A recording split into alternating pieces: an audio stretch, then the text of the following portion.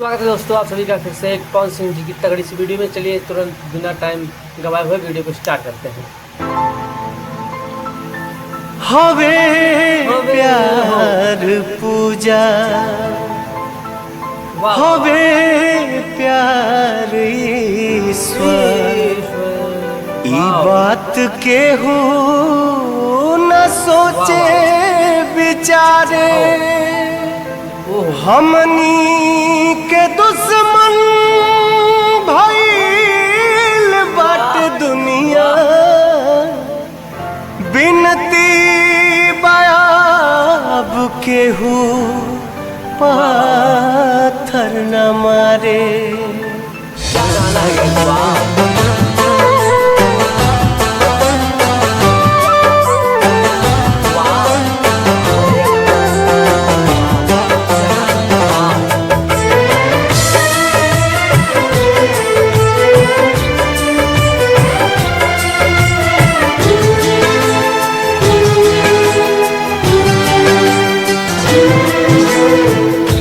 ना कौनो हाट ना बजरिया से होला, ना कौनो हाट ना बजरिया से होला।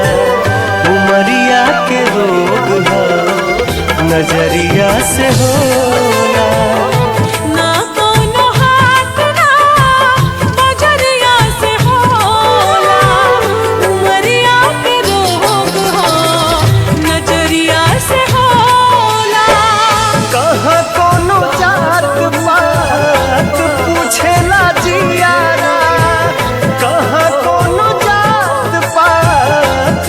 छेला जियारा सनहिया से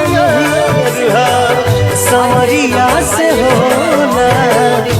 ना कोनो हाथ ना नजरिया से होला। उमरिया के रोग हो नजरिया से होला। उमरिया के रोग हो नजरिया से होला।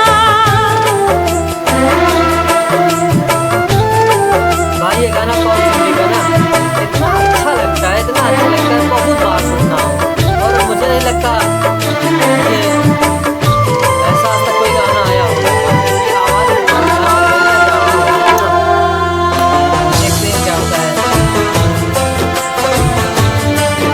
बाकी और कौन सी बहुत सारी देहिया हमार हकदार बस तुम के, इनका के मत मारा जा मरदा जा हमके। प्यार में ऐसा ही होता है, हमारे यहाँ प्यार में ऐसा ही होता है।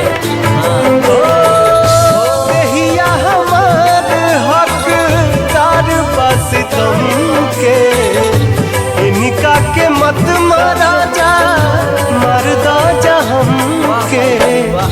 ई फैसला ना कटरिया से होला। ई फैसला ना कटरिया से होला। उमरिया के रोग हो नजरिया से होला।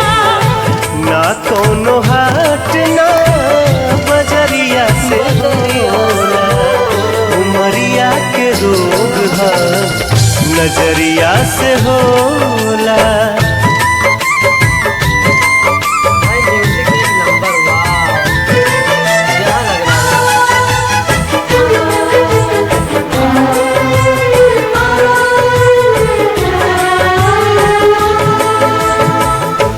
एक ओरिया खून बहे एक ओरिया लोर हो, काहे सभे काली हलेबा करे जा कठोर हो।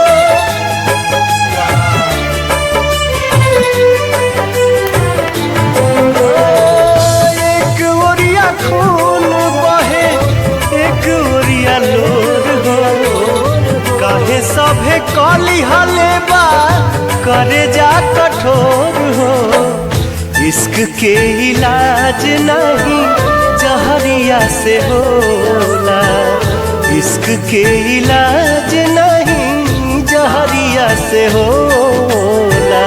उमरिया के रोग है